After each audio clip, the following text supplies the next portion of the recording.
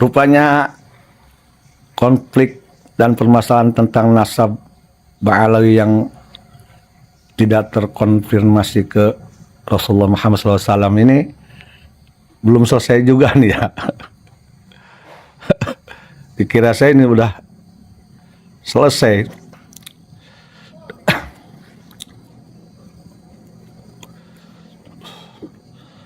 Beberapa hari ini saya jarang monitor itu. Perlu saya jelaskan, ini ada beberapa yang belum mengerti sebetulnya nih tentang kenapa terjadinya polemik nasab.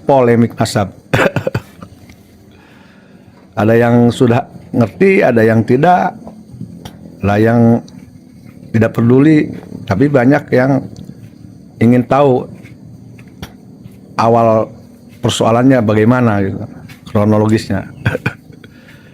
Nah ini memang harus dijelaskan nih agar tidak salah paham, salah kamar, salah nilai.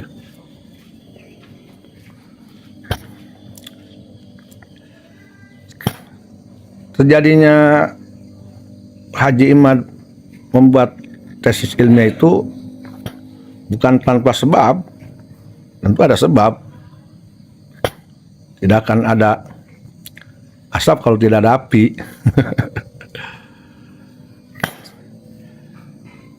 Yang saya amati, yang saya tahu, itu berawal dari ketidakpahaman, ketidakmengertian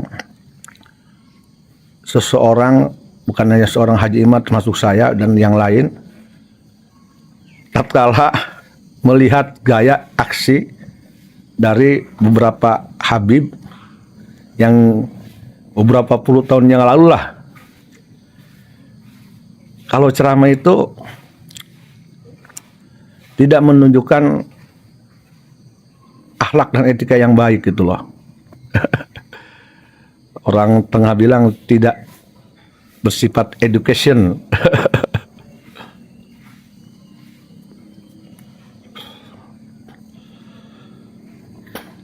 Contohnya seperti ceramah menghujat umaro, menghujat ulama yang dekat dengan pemerintah, disebutnya penjilat, penjual ayat, penjual sorban, dengan hinaan tokoh-tokoh nasional, tokoh negara, dihinakan, direndahkan dengan bahasa-bahasa yang terdengar oleh orang yang menjunjung tinggi nilai etika, moral, ucapan, tindakan itu sangat miris sebetulnya. Untuk orang Banten ngeri nggak dengan inggis ngomongna rosa teuing di podium eta, di panggung. Saya tidak tahu apakah oknum Habib ini sedang memamerkan aku loh yang paling berani, aku loh singa beliau, aku loh singa Islam, atau gimana gitu. Aku loh orang yang paling berani, siapa engkau, aku tidak takut, apa begitu gitu ya. Ini jujur aja, saya bertahun-tahun ketika orang tersebut, Habib tersebut muncul, saya kaget loh. Saya orang Banten, tapi yang saya tahu nih banyak juga ya di antara beberapa katanya orang Banten keras-keras ya, katanya ada yang bilang. Tapi tidak gitu-gitu amat gitu loh. Tapi ini bukan orang Banten kok. Waduh, saya bilang si orang Banten roh sangat jelemanya gitu kan. Enak sih, ngerti sih. Pemerintah ditantang, TNI Polri ditantang. Waduh, kayak Indonesia punya dia dan tidak ada yang berani ke dia. Di Indonesia nggak ada yang pintar, hanya dia yang pintar. Di Indonesia nggak ada yang benar, hanya dia yang benar. Di Indonesia nggak ada yang mulia, hanya dia yang mulia. Kayaknya orang Indonesia menakut semua gitu. Kayak seperti itu ya, penilaian objektif saya mungkin ya. Objektif, penilaian subjektif saya kali itu ya.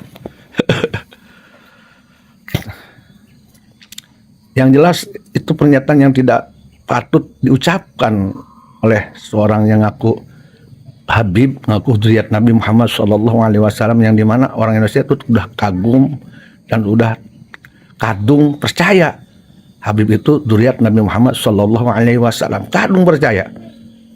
Ya kita tahulah sejarahnya kiai-kiai dan ulama-ulama yang sudah dari zaman dulu, bagaimana sikap mereka terhadap Habib kan sudah tahu ya. Kurang bagaimana mereka ya merendahkan diri, tawadu, paham, menyambut dan sebagainya. Kurang bagaimana lah udah. Kalau bahasa orang Bandung itu baik mena bersikap seperti bujang kanak tuana gitu. Kalau ulama itu memperlakukan Habib seperti itu. Tapi ternyata yang diperlakukan oleh para ulama, para pejuang rakyat Indonesia dari seluruh suku terhadap mereka seperti dianggapnya tidak ada pengaruh bagi mereka, tidak ada pengaruh untuk menghormati siapa. Apa mereka tidak berpikir bahwa di antara pejabat negara ya, yang jadi menteri, yang jadi presiden, yang jadi TNI, Polri, Jenderal, itu kan saudara mereka juga, ada kaitannya dengan saudara para kiai-kiai. Ya ketika para menteri atau siapa pejabat negara, pemimpin negara dihina kan mungkin saudaranya juga nggak terima. Apa dia mikir ke sana gitu ya? Apakah ucapan saya ini akan menyinggung atau tidak? Kita benci ke si A, tapi tolong dilihat kaitannya dengan siapa tokoh ulama yang mungkin menghormati para habaib. Bagaimana nggak ke sana itu? Main hantam aja sikat bro. Nah, banyak sekali lah. Kemudian ini di antara Habib ini ada yang menjustifikasi organisasi ya, contohnya NU, liberalisme dan macam-macam. Kemudian ke partai PKI, bla bla bla. Jadi dari mulut mereka itu mudah sekali memponis ya, bukan menduga, memponis. Luar biasa, melebihi lidahnya seorang kodi hukum gitu. Masya Allah, tabarakallah. Ngeri banget. Ya, bagi orang yang punya akal budi etika, nggak usahlah dulu pakai akal budi dan etika Islam, pakai akal budi dan etika ketimuran aja, pasti ngiri kalau menurut saya. Kemudian hal itu sudah jelas bagi mereka yang berawal kagum kepada Habib dari dzurriyyah Nabi, kemudian melihat tingkah laku yang jauh panggang daripada api, jauh langit yang bumi kayak nama. Akhirnya bertanya-tanya, benar nggak ini dzurriyyat Rasul, benar nggak ini Habib ini dzurriyyat Rasul? Ya salah satunya diantara yaitu mungkin yang penasaran itu ya Kiai Haji Madudin itu,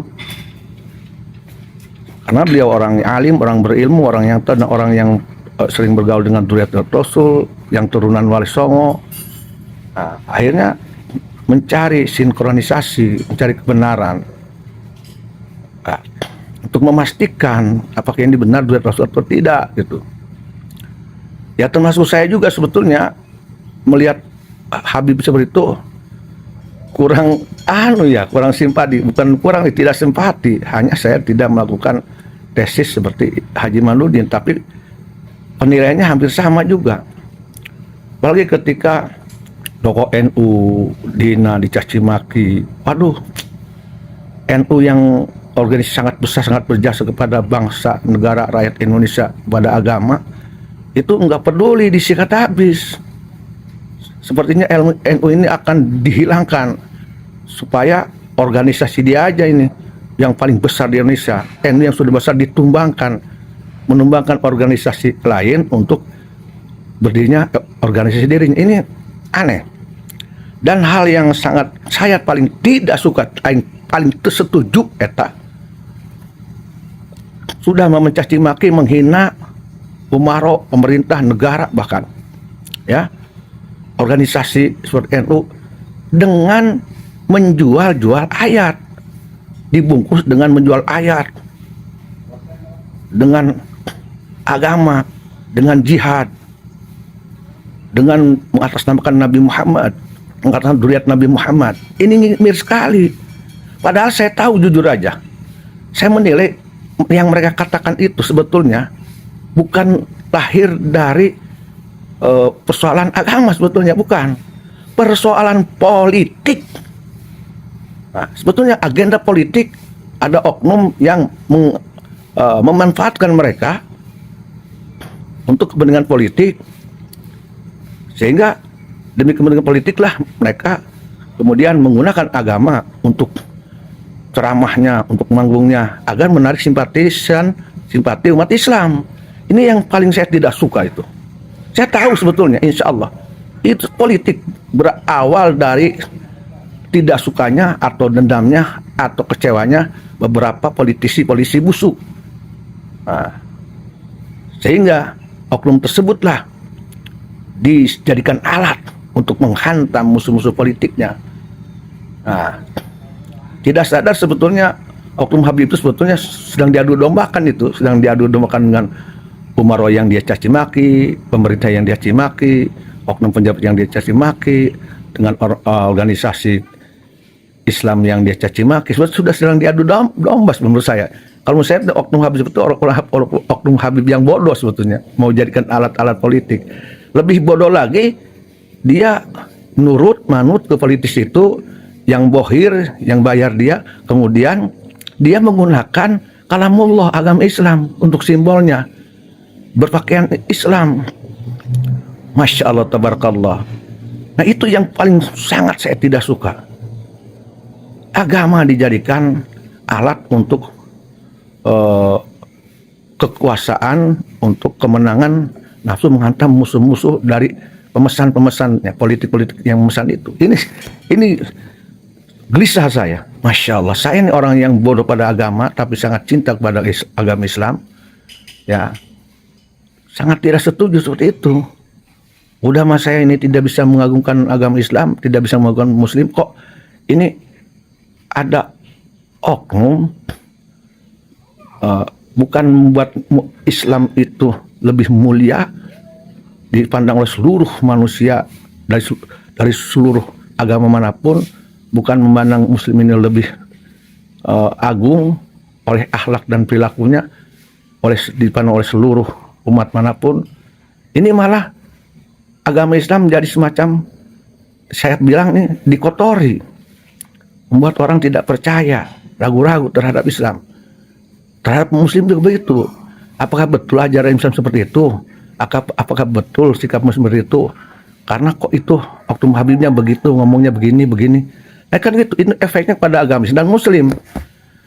Nah itu salah satu akar awal sehingga timbulnya penyelidikan tesis Haji Imad. Nah, termasuk saya pun memonitor itu. Maka oleh sebab itulah lahirlah tesis Haji Imaduddin, bahwa Ba'alawi nasabnya tidak terkonfirmasi, disangsikan Imam Ubaidillah itu sebagai putranya Sayyid Ahmad Muhajir bin Isa. Nah itu kan ramailah jadinya. Itu kronologisnya. Nah, kemudian setelah timbul tesis Haji Imad, bismillah,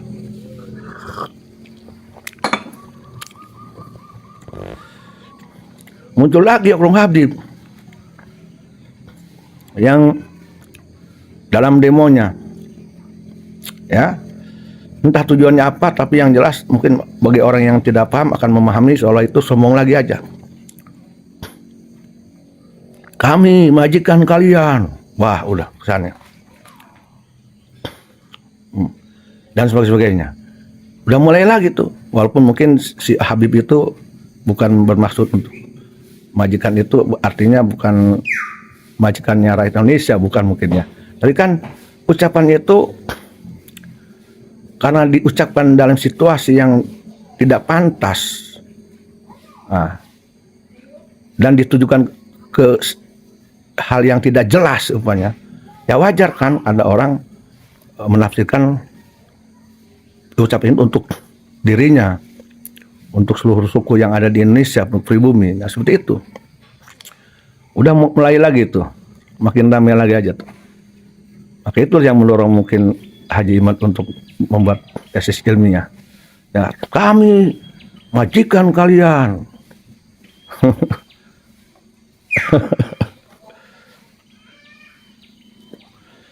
Puncaknya lagi,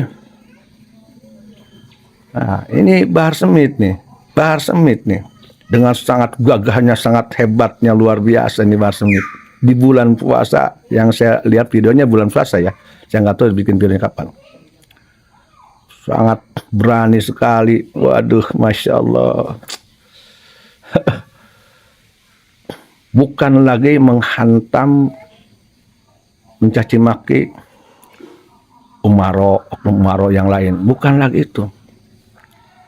Yang tadi, oknum Habib yang tadi, katakanlah bagi kami, baru ngacak-ngacak dapur kami tuh. Saya menilai siapapun dia, oknum Habib yang mencaci maki umaro, yang sengaja menghasut masyarakat, rakyat agar benci kepada presiden, kepada pemerintah, itu saya bilang, itu baru ngacak-ngacak dapur kami. Karena Indonesia, negara ini adalah negara kami. Apapun bentuknya, Indonesia, pemerintah Indonesia adalah tetap pemerintah kami. Indonesia adalah tetap negara kami. Seburuk-buruknya pemerintah adalah pemerintah kami. Seburuk yang adalah Indonesia kami. Maka kewajiban kami bagi pemerintah yang kurang baik bukan harus dicaci maki, dihujat, tapi yuk diluruskan pelan-pelan, baik-baik dengan etika dan sopan santun seorang Islam. Ulah doang jawara, beres kenana, ulah so jago. Kemudian jika ada tata negara yang kurang baik, yuk dirundingkan baik-baik. Nah, ya, jangan makar dewek. Nah, gitu. Saya yakin saya dan saudara Indonesia pun ingin pemerintahnya bagus. Yang duduk di pemerintah bagus, penguasanya bagus, apalagi negaranya. Yakin semuanya pasti mendukung. Nah, kalau baik-baik, itu nggak usah dibahas agama lah. Bagaimana harus mengucapkan yang baik, tahu semua. Kenapa itu nggak dilakukan? Niatnya baik tapi prosesnya salah. Nah, kembali kepada tadi. Tadi kita anggap itu sudah ngacak-ngacak dapur kami.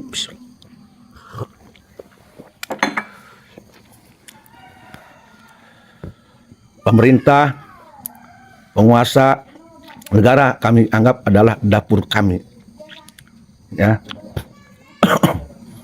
Karena kami tinggal di negara Indonesia, di pemerintah Indonesia, dalam umaro yang sekarang berkuasa di Indonesia, maka dapur kami tinggal di situ.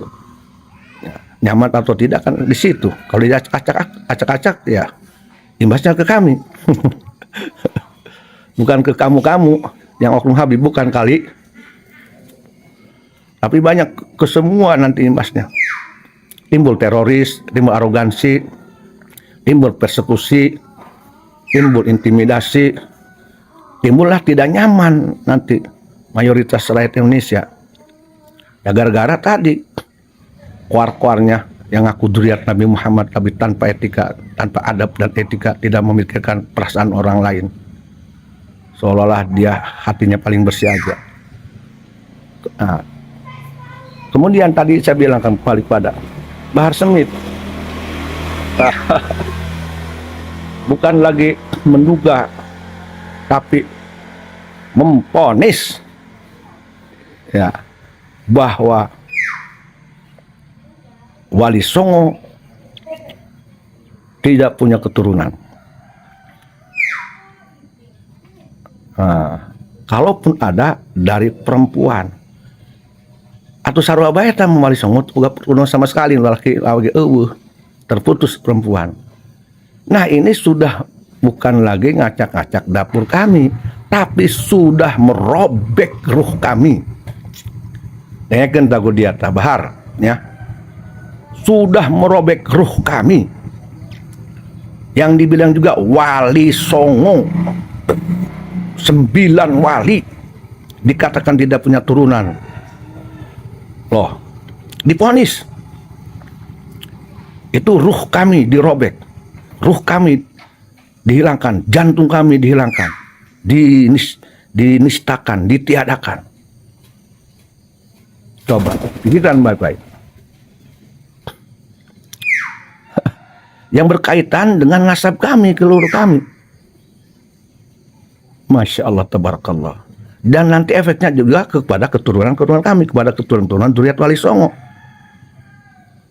Andai kata ucapan Bahar ini dipercaya oleh seluruh rakyat Indonesia, bagaimana efeknya kepada leluhur Duriat Wali Songo dan kepada nanti generasi keturunan Wali Songo ke depan. Apa tidak berbahaya? Nah, karena ucapan Bahar Smith ini yang memponis sangat yakin tanpa ragu dengan lantangnya, dengan beraninya dalam podcastnya itu tanpa takut, tanpa gentar sama sekali, seolah tidak peduli menyakiti orang lain, nggak peduli. Masya Allah, saya tertantang bicara, saya tidak terima.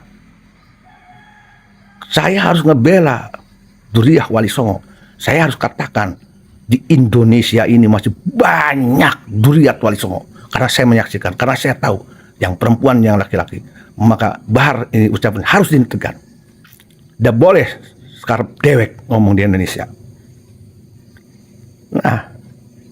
Nah oleh karena itulah akhirnya persoalan bertambah. Satu persoalan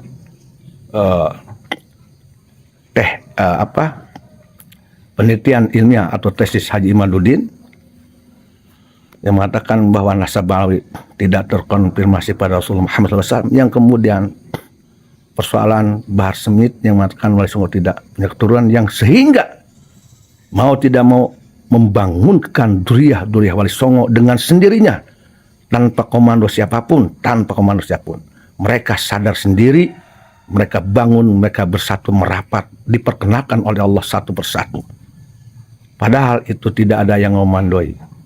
Hampir se-Indonesia, hampir mengakar rumput. Dan saya pantau selama ini di darat, semua simpatisan ulama, jawara, tokoh-tokoh yang bersembunyi, yang tidak, semua muhibbin Duriat Wali Songo dan muhibbin Wali Songo tersinggung. Karena mereka cinta Wali Songo dan mereka cinta Duriat Wali Songo, dan mereka menyaksikan bagaimana Duriat Wali Songo yang ada di Banten, di Jogja, di Jawa, tingkah lakunya tidak seperti orang-orang yang Duriat Nabi, tapi tidak beradab, berakhlak. Mereka tahu mana yang punya akhlak, mana yang tidak. Mereka bukan orang-orang yang gampang ikut terhadap orang yang memamerkan keberanian menantang pemerintah seolah hebat. Tidak, mereka punya akal pikir, punya kewarasan. Patokan mereka adalah ilmu dan akhlak. Bukan sok pamer jago-jagoan, sok berani. Kagak. Berani menurut Islam bukan seperti itu. Singa Islam bukan seperti itu. Singa padang pasti Islam bukan seperti itu. Ada tempat dan syarat.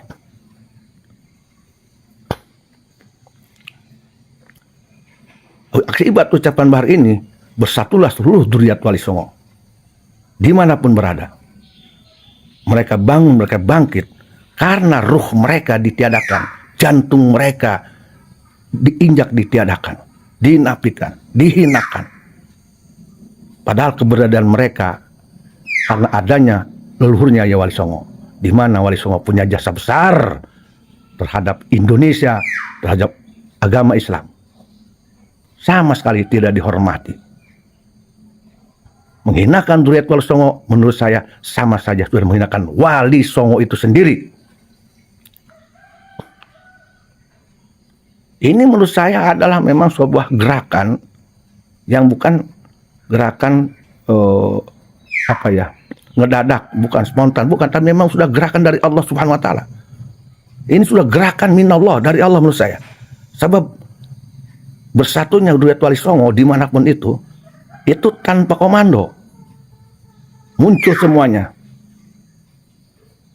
Timbul Duriat Wali Songo yang berani bicara di konten di mana-mana, yang tidak bicara dia bicara, yang tidak biasa berkumpul di darat berkumpul di masing-masing tempat.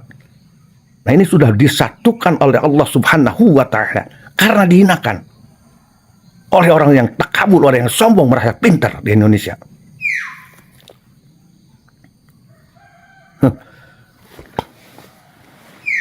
Saya ini kalau udah bicara Duriat Wali Songo terbawa suasana. Tapi alhamdulillah, walaupun terbawa suasana, karena memang bicara Wali Songo ya adalah, katakanlah ruh saya juga, tetap saya bisa bisa menguasai diri. Lidah tetap tidak keluar anjing, babi, nggak ada, setan, nggak ada. Berantang runtung ulama, curut-curut, nggak ada. Gula 2 kilo, nggak ada.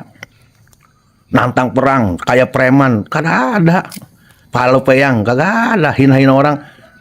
Nauzubillahi min dalik, tidak terjadi kepada Duriat Wali Songo, apalagi kepada saya dan turunan saya. Semara apapun kita Duriat Wali Songo semua lindungi dari ucapan-ucapan yang tidak beradab, yang tidak islami.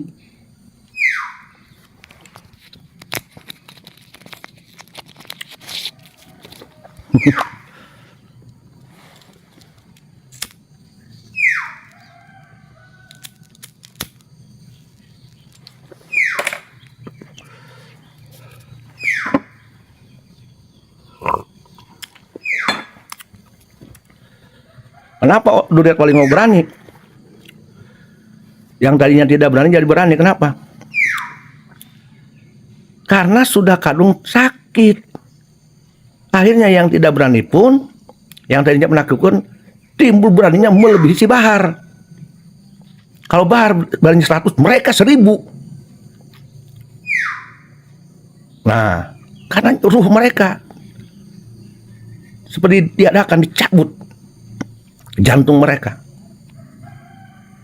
Maka yang muncul sekarang ini Duriat Wali Songo yang sudah siap dengan keberanian penuh menurut saya. Insya Allah bisnisnya dikuat. Insya Allah saya yakin tuh. Sudah penuh keberanian mereka sudah. Ini akibat ucapan kasar dan keras yang tidak tepat, menyakiti orang.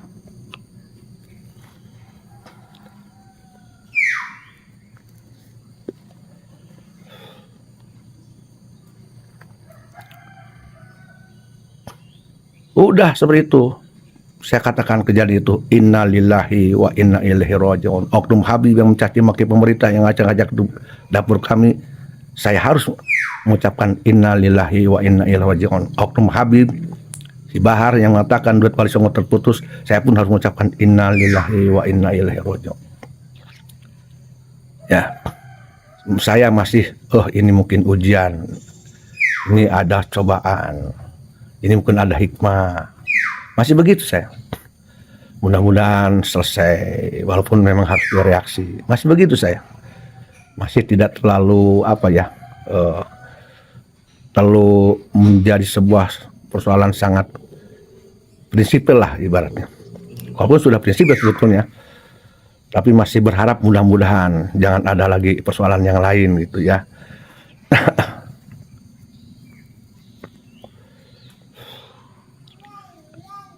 Lagi berharap seperti itu, muncul dari daerah di Banten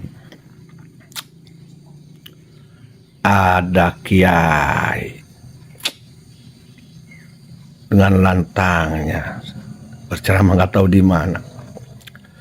Masya Allah, sang lus sayang lus dada. Seorang kiai yang ditokohkan oleh orang-orang yang menokohkannya, yang dipandang seorang ulama besar katanya. Masya Allah, yang saya sendiri kagum atas ngajinya. Masya Allah, tidak disangka, tidak diduga. Saya ngelihat di YouTube berbicara yang sangat-sangat tidak pantas diucapkan oleh seorang kiai yang saya kiai besar dibesarkan katanya, yang ditokohkan katanya, sangat tidak pantas, sangat tidak. Dan tidak lazim diucapkan oleh seorang ulama Banten, tidak lazim. Seganas-ganasnya umpamanya, ya, sekeras-kerasnya ulama Banten, saya jarang mendengar ulama Banten berbicara yang menurut saya itu tabu, karena bicara di hadapan umum ya, di hadapan umum. Gugurlah tampilan akhlak dan adab berbicara itu. Padahal akhlak di atas ilmu. Padahal kan seorang ulama itu yang paling utama kepada masyarakat kan ngasih contoh akhlak. Berarti ucapan yang baik seperti apa dan sebagainya kan itu. Ternyata itu tidak. Yang saya sedih ini terkenal Kiai Banten loh, ulama Banten. Waduh, jadi buruk lagi nih Banten. Di mana Banten ini sudah didoakan, diberkahi, dikaromai oleh Sultan Banten Nasaruddin menjadi Banten yang membanggakan saya, mercusuarnya Indonesia, dihargai, citanya marwahnya sangat luar biasa dari zaman dulu, zaman Wali Songo sampai sekarang. Ini harus, maaf, menurut saya ini kelabu akibat ucapan Kiai tersebut. Tahu nggak apa ya yang buat saya sangat kaget sekali. Kaget. Alabatan kagetna leungit duit 1 miliar kapendak deui dia kagetna ge. Leungit duit aing leungit 1 miliar kapendak deui koe enggak kaget kitu eta. Bagaimana mungkin saya tidak kaget? Ucapannya apa? Bahasa Banten. Lu jual, gua borong. Lah. Lu jual, gua borong. Ini bahasa Jawara, ini bahasa preman ini. Waduh. Tersentak, saya kaget. Waduh, apa nih? Nah, akhirnya saya berpikir di hati. Yang dimaksud oleh Kiai ini, eluhnya ke siapa? Gitu. Terus yang harus dijual oleh si eluh ini apa? Nah, kemudian yang mau diborong itu apanya? Ini pertanyaan saya nih. Ucapannya ke siapa sih ditujukannya ini? Ini ucapan yang umum. Apa kaitannya dengan masalah nasab atau gimana nih? Masalah nasab kan sedang direaksi oleh banyak orang dari Duriat Wali Songo. Hampir semua Duriat Wali Songo dan muhibinnya ini pada ngomong di medsos, pada bereaksi di darat juga. Jadi saya bertanya, ini sebetulnya lu jual gua borong itu bahasa apa sih? Bahasa nangtang atau bahasa apa itu? Saya bingung ini. Kalau nantang siapa gitu? Nantang apa? Ngeborong apa? Ini tidak jelas. Saya tidak berani menghukumi. Sekarang ini banyak, bukan banyak ya. Sekarang ini ada kelompok yang membelotkan nasab. Lah.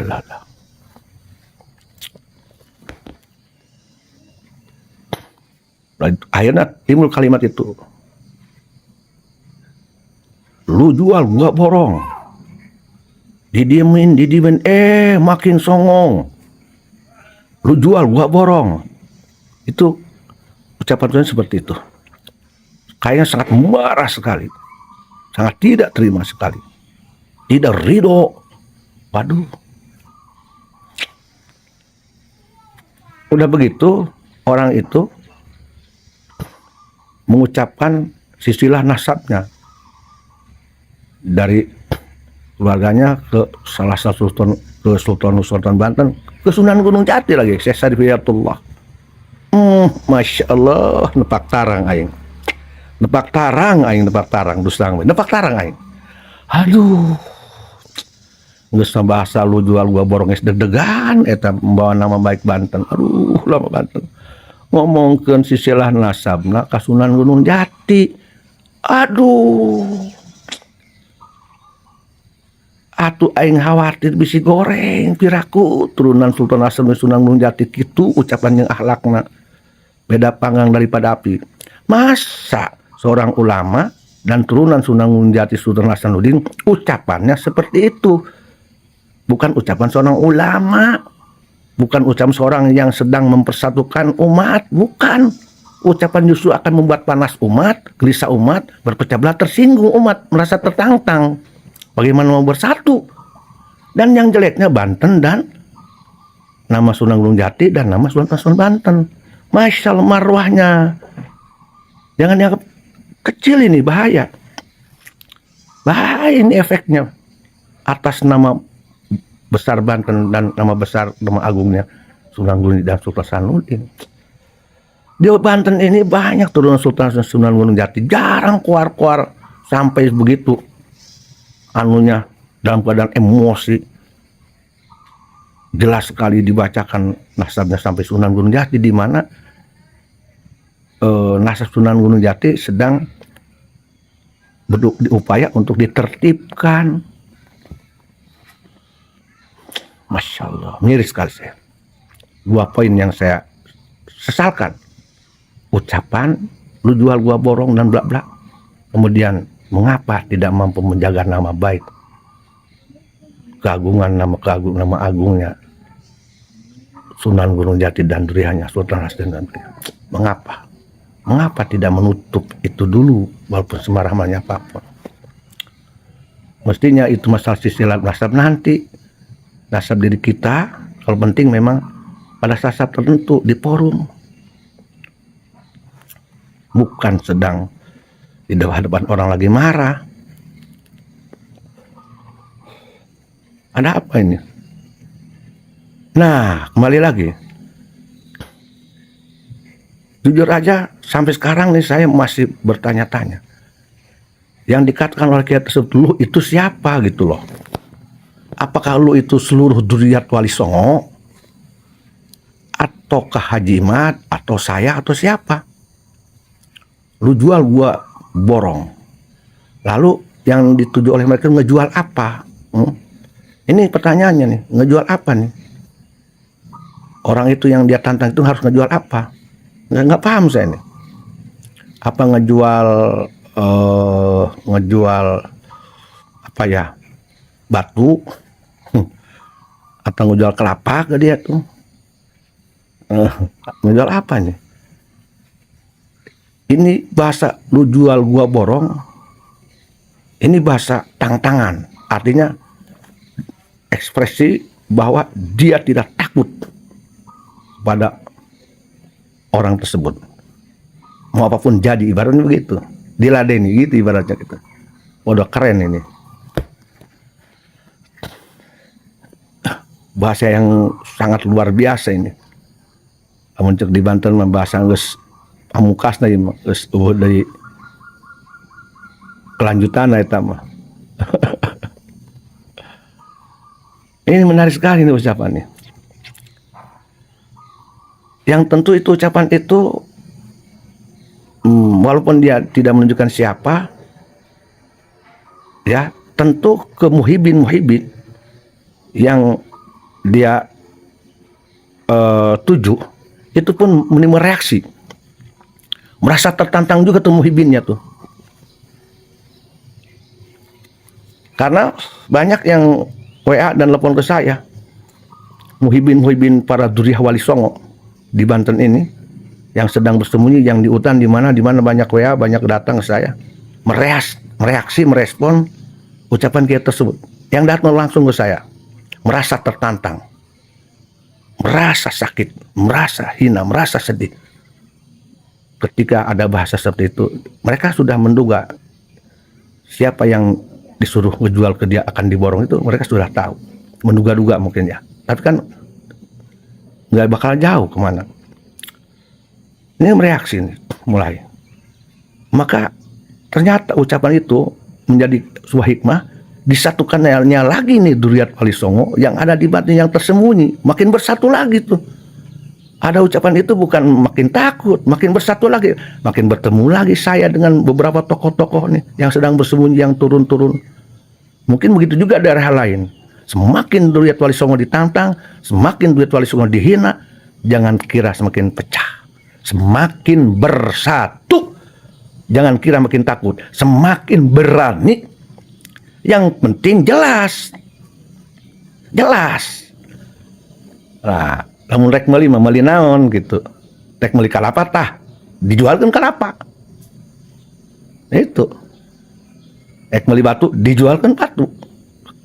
Naon dia yang dijualna? Mungkin seperti itu. Nah, seperti itu perumpamaan contohnya. Mungkin seperti itu menurut saya. Semua Dzurriyyah Wali Songo itu sekarang sudah siap ngejual, asal jelas dulu. Dia meuli batu, dibeli ku aing diborong batu dia. Gitu kayak gitu. Hei Jahid, gitu kayak. Itu ge narek mah ya. Jadi ulah abu-abu. Hei Jahid, jual ku dia batu dia, diborong ku aing dia jeung pabrik-pabrikna. Gitu kayak. kan jelas tah. Untuk samar dari kanyawan pan mana rijalna mana bancina.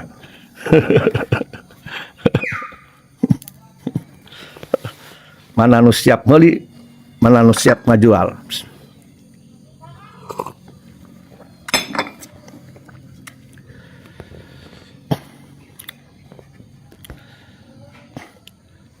Ini sangat di luar dugaan. Sangat disayangkan kejadian seperti itu.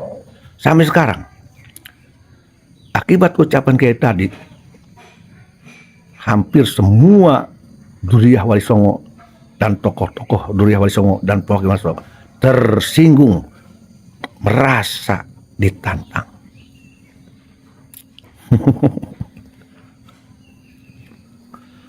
Hati-hati loh, hati-hati. Tidak semua orang tuh takut, terus enggak juga semua berani, terus enggak. Cek orang Banten mah dia sirem gaya lila diinjek mah dia ngegel. Tadi nasian gak jadi wani dia, lamun ditantangkan bae mah. Komo teu salah-salah teuing batur. Jalanan.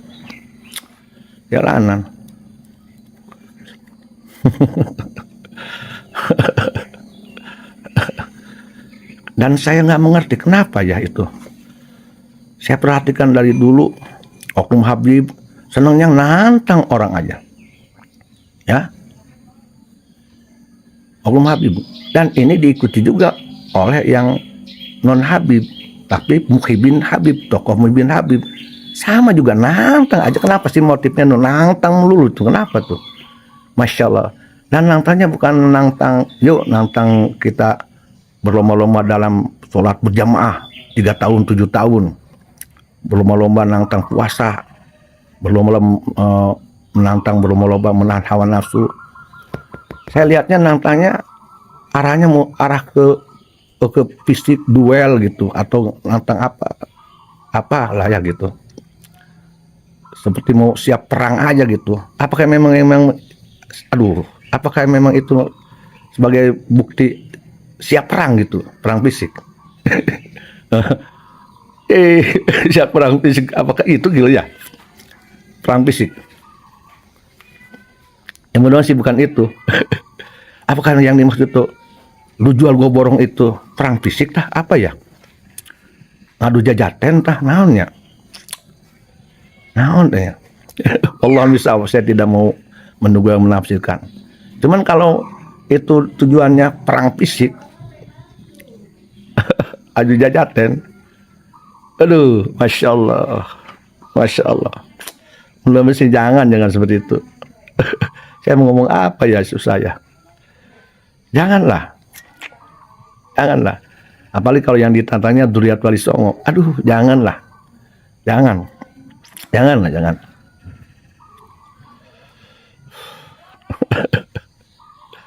Masya Allah, jangan ada bahasa nantang yang apalagi konotasinya tentang perang dalam fisik. Kenapa sebabnya? Gimana ya? Saya kira ini apalagi itu orang Banten ya dan yang lainnya.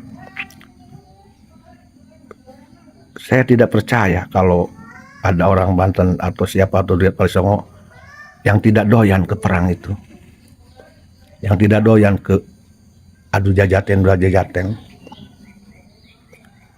Saya kira hampir semuanya doyan kok. Hanya saja mereka menempatkan kapan harus perang, harus jajan, siapa yang harus dihadapi. Tapi kalau masalah takut perang mah nggak ada kayaknya. Baik yang orang Duriyah Wali Songo yang di Banten maupun yang nggak ada. Semuanya siap kok. Semuanya siap. Yang penting jelas aja. Gitu. Terang-terangan. Dan jangan keluar-keluar di medsos gitu. Saya kira semua Duriyah Wali Songo siap, datang aja ke rumahnya masing-masing. Nah, begitu. Yang saya tahu begitulah. Jadi kesimpulannya, jangan dulu menyalahkan tesis Haji Imad. Jangan menuduh Haji Imad sebagai salah satu sebab polemik nasab, bukan. Tapi tesis Haji Imad hanya sebuah akibat dari sebuah sebab Oknum Habib yang ucapannya ngelantur, tidak punya tata krama, hantam kromo, terkhusus ucapan Bahara yang sudah mengacak-ngacak jantungnya Duriat Wali Songo dengan bahasa mengatakan Wali Songo tidak punya keturunan. Itu puncaknya. Bukan ngacak-ngacak lagi dapur kami, tapi jantung kami hamperuna dicabut jeung rohna. Nah itu. Jadi kronis akhirnya persoalan ini. Kronis tentang nasab Alawi, sehingga mereka menjadi betul tidak, sehingga mereka mendukung tesis Hajimat. Kecewa mereka. Kenapa kecewa? Ya wajar. Durya Wali Songo itu dari dulu sampai sekarang, termasuk saya, itu sangat memuliakan Habib, menghormati Habib, siapapun dia. Sangat percaya banget bahwa ini Duriah Nabi yang harus dimuliakan. Sampai bela-belaan gampang, cekurang banget, gampang aing Habibelan. Sampai bela-belaan merunduk-runduk, berjalan juga, langsung datang, langsung cium tangan. DP tawadu lah, handap asor cekurang Banten, kurang kumaha eta. Tapi ternyata ada berita dalam penelitian itu tidak terkonfirmasi, kan kecewa. Udah gitu orang yang dia muliakannya memang lidah yang buat miris yang mendengarnya lagi, doyan caci maki dan menghina. Nah itu kan akhirnya membuat mereka luka. Ditambah lagi, lebih luka lagi ketika Bahar Smith mengatakan duit Wali Songo terputus. Nambah luka lagi. Ditambah lagi, luka lagi. Sudah mah luka seperti itu sedang diselidiki benar atau tidak ucapan oknum Habibnya terkait nasab itu, bukan ditanggapi dengan ilmiah, ditanggapi dengan baik-baik, ya dibalasnya dengan marah-marah. Ya, belajarnya di kandang kebo, waduh, begal nasab, waduh, udah mulai tuh iblis. Wah, nambah dong kalau begitu. Orang lagi sakit, orang lagi sedih, orang lagi ragu, ditimpa lagi api sedang panas, ditambah bensin oleh mereka. Bayangkan apa yang terjadi. Apakah bisa sabar kecuali orang-orang yang dituntun hatinya oleh Allah bisa bersabar? Cek aing teh tadi simet aerosa teh diincak mah ngagegel.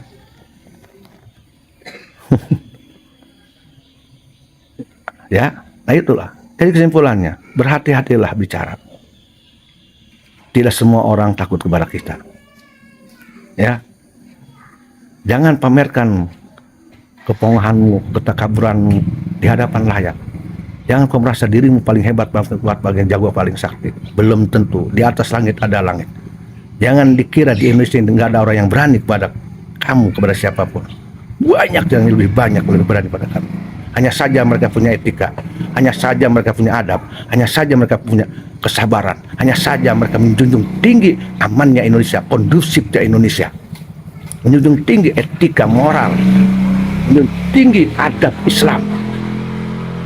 Dan justru mereka lah yang menjaga agar tidak ada perpecahan umat, sesakit apapun hatinya. Mereka menjaga padahal ucapan itu bagi mereka sebuah tamparan, sakit. Padahal hatinya berontak ingin ngeladeni tantangan model itu.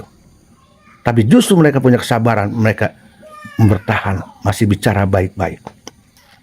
Mereka lah sebetulnya yang memperjuangkan perkataan umat. Mereka yang disakiti, mereka yang ditantang. Tapi mereka tidak bereaksi secara frontal arogan. Bukan mereka tidak berani, justru mereka demi menjaga perkataan umat. Namun cek orang Banten teh mah ngaladenan nu gelo sarua gelona kena. Mun teu mikir ka dinya malah lanjung. Intinya itu untuk istilah. Tapi tadi mereka bukan tidak berani, mereka bukan tidak siap, karena mereka pun lahir dari darah perang, pejuang perang, gen perang, yang siap perang kapanpun dan dimanapun.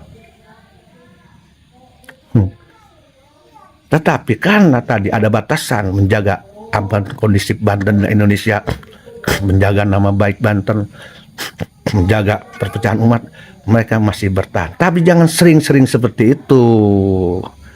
Dulur ulah harus sering seperti itulah. Ulah harus sering gitulah. Bising kena teka jagaan. Ditahan ku halu 7 moal bisa. Ya, khawatir kena.